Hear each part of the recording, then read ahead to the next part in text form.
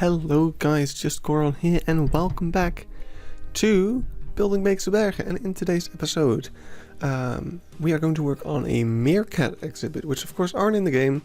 And no, I didn't install a mod this time. We are going to be using Aardvark as our little Meerkats, which works well enough, especially due to the fact that we turned welfare off 2 episodes ago. Because otherwise it would be impossible to make any animal happy in this exhibit, because it is teeny tiny. But yeah, and here you can see me making my own little round thing using the plaster pieces.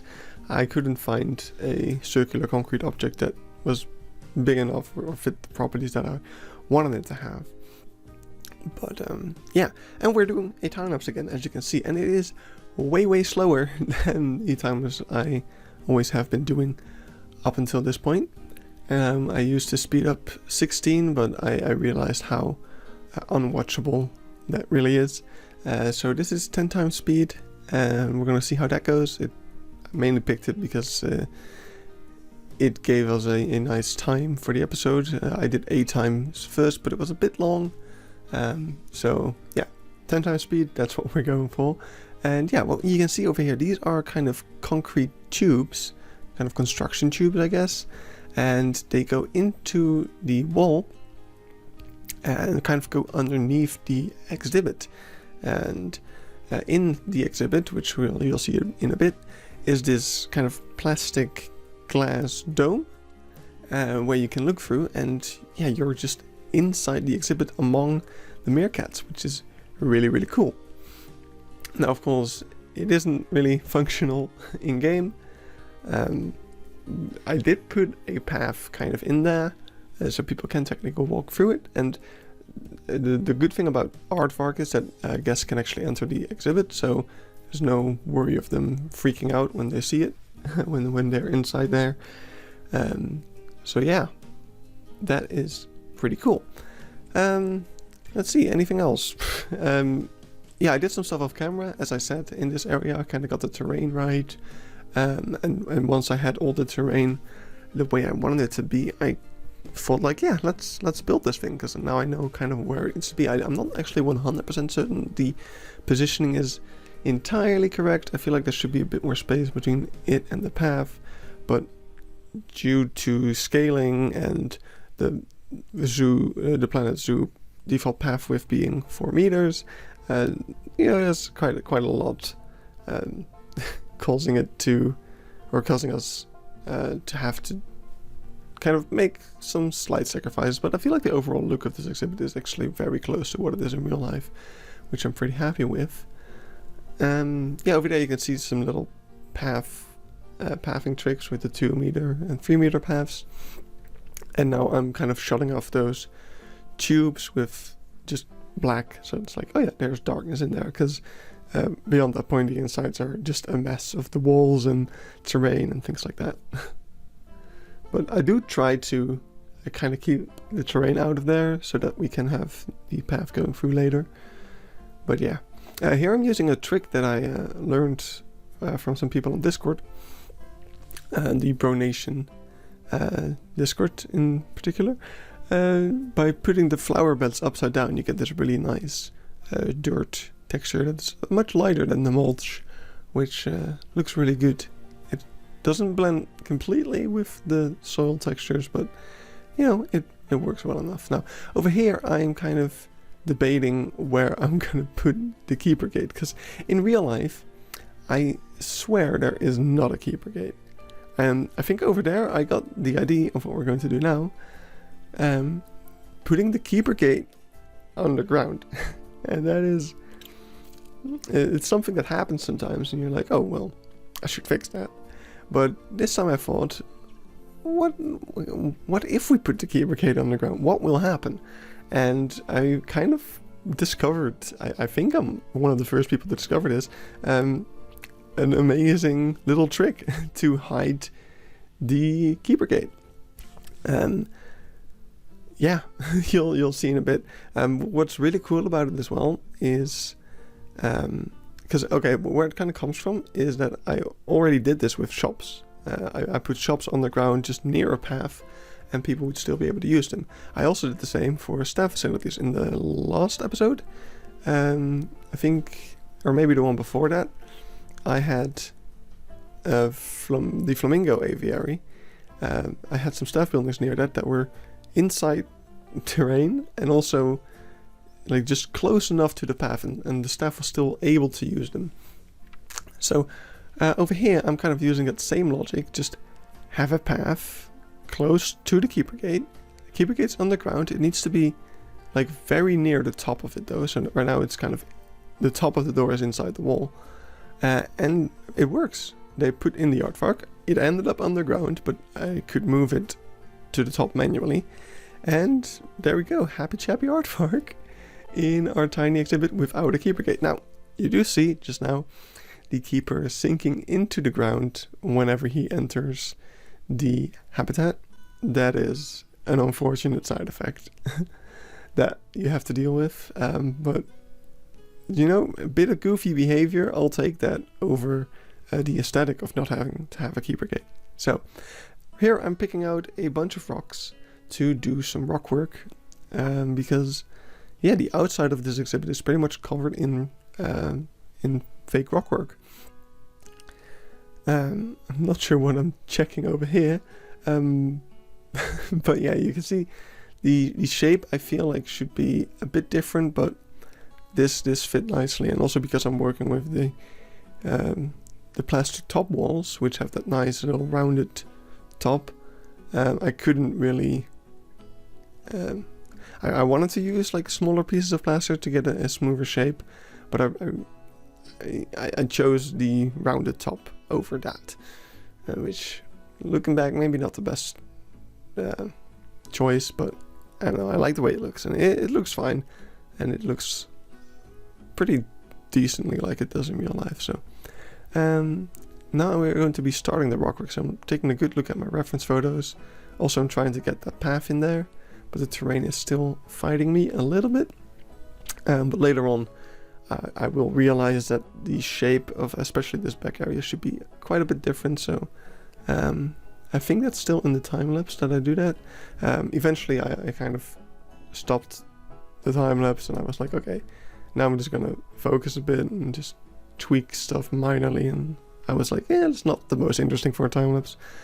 Well, what you can see, which I don't think I'll explain later, I'm using the moss kind of as an in-between the rocks, because the rocks in this game are pretty great if you are trying to make a full-on kind of rock wall and stuff like that. Like, the textures blend together really well to get this uniformed rock. Oh yeah, what we're doing over here, the animals were getting severely dehydrated, so I thought I'd add a glass wall in there so that the game recognizes it as a wall, and then we can put in some water. So that's what that is. But yeah, the moss, the rocks, they kind of blend together really well, but in this case I didn't want that. I wanted to have the feeling of it being a bunch of separate rocks stacked together. So what I did, I was using the mulch and the moss to kind of create these creases in between the rocks, and yeah, giving it a bit more of that separated feeling, so you can really see the lines between the rocks. Now over here we are, as I mentioned earlier, we're kind of fixing up the shape of this, because it goes down over there, and yeah, this higher up piece was actually a lot smaller than I initially had it, so fixing that, making it look a bit nicer. And especially at this point, it's like, over here I use the smaller plastic pieces, I may as well use them everywhere, but whatever, I'm happy with the result regardless. So yeah, a bunch of moving around and more rock work. So there's rocks in the exhibit, and normally the exhibit actually has a ton of little holes, but that's sort of detail we just can't really get in there. But yeah, I picked a bunch of the smallest rocks that we had. I flipped a lot of them upside down because the bottom of the rocks is usually pretty flat, and I wanted to get that flat top kind of going. So yeah, that's why I turned a bunch of them upside down. And yeah, just kind of fitting in a lot of the small rocks, or fitting in only parts of the large rocks and hiding the rest, to get a feeling that it is just a bunch of, well, not small but medium-sized rocks stacked on top of each other. And yeah, you can see using the moss to really differentiate between them. And I feel like that's something that's kind of a learning point, or something that you can take into your fantasy zoos, so to say. Because a great way to learn this game and to get better at building is by recreating stuff from real life. And of course, in this case, I'm putting in the moss mainly because it's there in real life, but also I had the thought of, like, what I explained, getting the creases in there. And I feel like that's something that, yeah, you should be doing in your own zoos as well. And it's really a great way to kind of learn those little tricks and how do I really make stuff look good.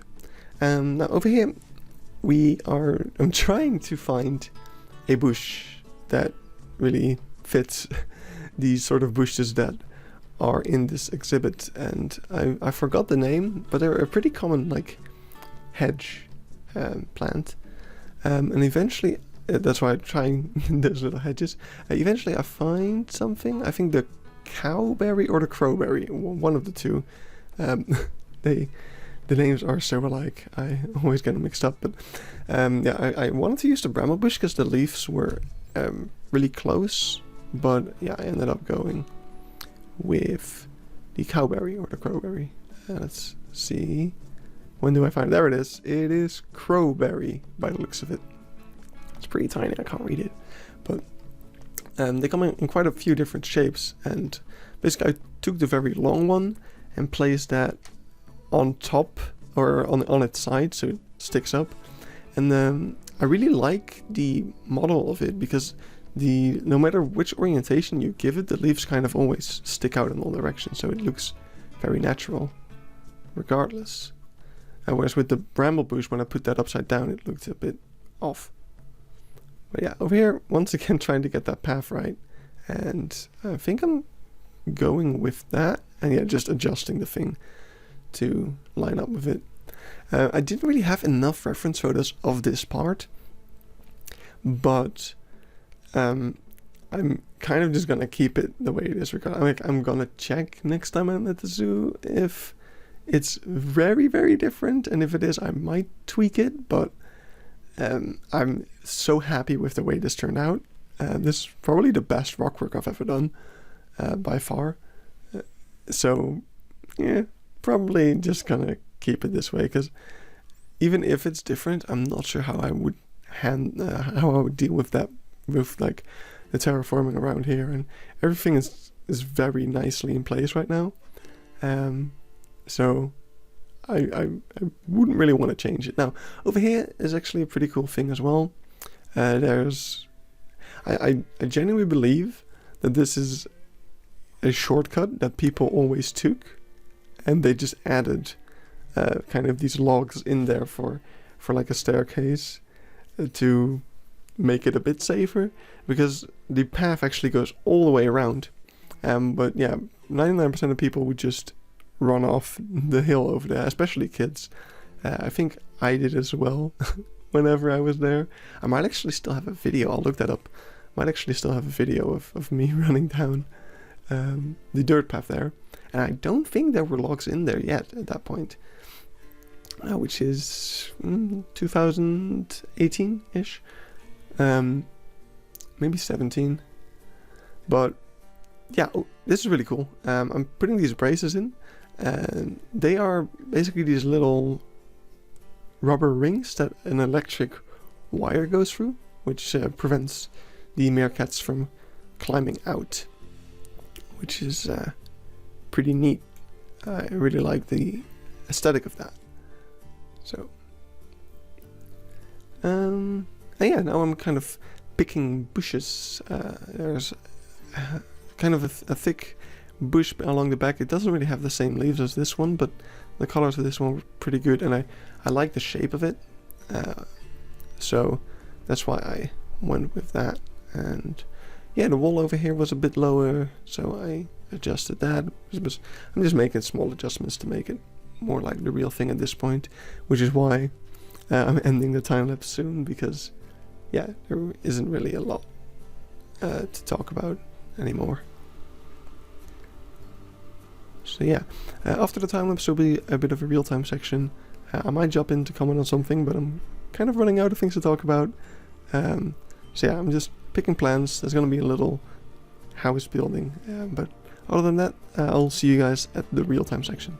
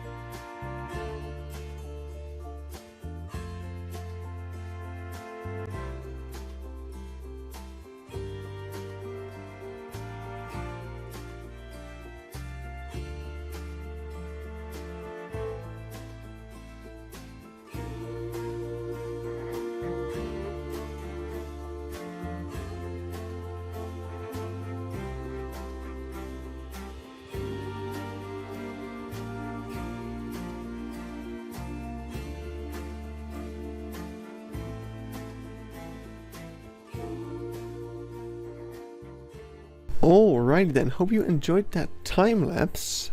Welcome back. And I've done some things after the time lapse. I kind of thought, okay, at this point I'm just going to be finicking around way too much. I already was, really. So I just went in and finished it myself. Now let's get ourselves a Tejet cam. And yeah, let's walk up to it. So I also fixed this bridge. You may remember I mentioned at some point that it should have windows in it. Even though I didn't really understand why, because the view isn't great through the windows, but I put them in, and it looks pretty cool. But now we come down here, we got these rope things. I'm debating on whether to use these logs or the very thin ones like we have at the safari bit. I have to say I quite like the thicker ones, so we might keep those, but I'll try different things. And we'll see what we end up with. But over here, this part I'm not entirely happy with the choice of bushes and things. Like, I'll try to make it look like what it is, keeping in mind, yeah, just regular aesthetic. Because, yeah, it's kind of a bit of both, right? Like over here, I tried to just pick the plants that there are in real life, but at the same time I wanted to look good. So even though there's bamboo everywhere here in real life, I'm not sure if I like the look of it, so I might change stuff accordingly. But people can walk around either over here, even though they probably never will, because this is the shorter path, and I think they're just programmed to always follow that. But over here we've got this little log thing, log staircase down. People don't use it because everyone just looks at them from over here, even though they shouldn't be able to see anything. They certainly can't see anything in real life. But then we have the habitat itself, and tons of rock work you could see in the time lapse. And there we saw the keeper glitch out, because you may have noticed in the time lapse that we have a keeper gate underground here, but because the path leads somewhat up to it, the game actually just thinks it's workable, and yeah, it is a functional habitat with a keeper gate. Staff can get in and everything works, so I'm super happy with that. And over here we've got the little tunnel thing. Now this doesn't work at all for me, I can't get in there. We'll have to leave Tangent Cam. So yeah, this is mainly for kids in real life, but I mean, I always scroll in there because what they have is a little area where you've got a glass, plastic glass dome, which we have, and from that you can view the animals as if you were inside the habitat, which I freaking love that. It is so cool. Apparently they like hanging out here as well, so you got that look. Yeah, guests are fine with their view over there. I don't know why, but they're just like, yeah.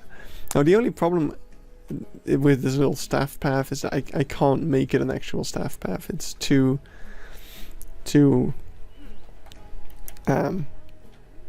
small for that, even with like a little trick, like, yeah. But over here, underground staff gate works like a charm.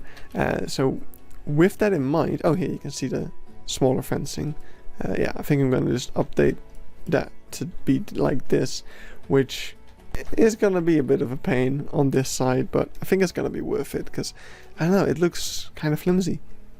But with the knowledge of the new way to do habitat gates, I had another look at this habitat, and because basically while I was making this, I was just thinking like, I wish we had invisible habitat gates where we could just say like, this is a crossing point for the keepers, just come through here please. But those didn't exist, so I made the gate over here, which worked fine. The only problem is that I don't want rhinos on this side of this little fence area. As you can see, they can't get in, and I want to keep it that way. So I moved all the rhinos to the other side, and they couldn't get here, but whenever one got like boxed and unboxed, he would end up over here and he would start destroying the fence, which is why I don't want them over here. Also because they aren't in real life, but so kind of don't want to have the habitat gate there to prevent that as well. So now we have found a way to do invisible habitat gates. Same goes here. It works like a normal habitat gate, but it's underground. And okay, it looks like the animals are getting hungry, so let's call a keeper. And you'll see, I guess this vet over here is also going to show it. There we go. And that's the only downside. The staff sinks in, and then eventually, I mean this one is not, but once they're going to do stuff, they teleport back up, and it looks a bit silly, but I mean it works, which is amazing if you ask me. Okay, it is almost time to end the episode, but I did some more work last night before I went to bed, and then I didn't really go to bed. It was 4 AM by the time I realized that I had been playing for quite a while. But I did some pretty cool stuff around this area. So I added more bamboo, even though I mentioned I didn't like it that much. It actually serves a really good purpose now, because I really didn't like how all the guests were standing over here to look into the habitat. So what I did is I added a wall of logs, and now the guests recognize that they can't see anything from here. So I hit the wall in the bamboo, so that you can't really see it. So yeah, there isn't that much bamboo there. Like normally if you look at a picture taken from this angle, there's actually nothing to be seen but these birch trees. But for the sake of like functionality, I want the guests to move a bit more around the habitat. Sadly, at the moment that means that most of them are standing kind of over here or over here. You don't have a view here, guests. Just stop it. Just come over here. You've got the best possible view of these animals you could get, but nobody does. It really frustrates me, but you can already see some things going on in the back. But first, let's look at these signs. Yeah, ooh, they're not that special. I'm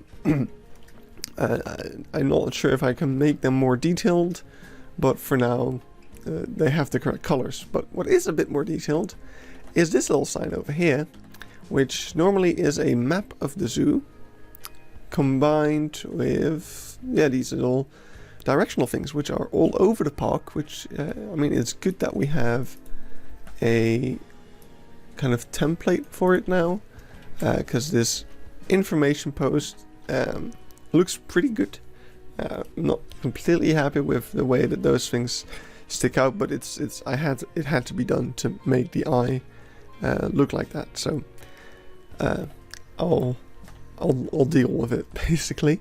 I know that there's another one somewhere around here because I could see it in a reference picture or two, but I'm not exactly sure what directions it points at and what exactly is on it. So I'm actually gonna jot that down on my little paper of things to do. That was the wrong paper. Things to photograph when I'm at the zoo, and that is directional poles. I'm not sure what the English word is, but that's what I'm gonna call them now. So another thing you might see is that I redid a lot of this foliage over here. Because I found that video of me walking down this place before it had the logs in, that video was made in the summer, so I had a much better view of the park in summer. As I mentioned in the last episode, or the one before that even, I wanted to hold off on doing much of the foliage until I had a reference of the park blooming in spring or summer. But I have those videos of that summer trip, so I can actually take a lot of foliage reference off of that. Oh yeah, pretty cool. I used some elephant grass to get some grass strands sticking out. Oh god, what am I doing? Over here you have the regular grass, which you can't really get very small patches of like these, which and this actually looks really cool because I noticed that there's just slight bit of grass growing around the logs and the rest is pretty much just dirt. So yeah, tried to get that detail in. But probably the biggest thing I've done off camera is what you can see over here. There's some new animals.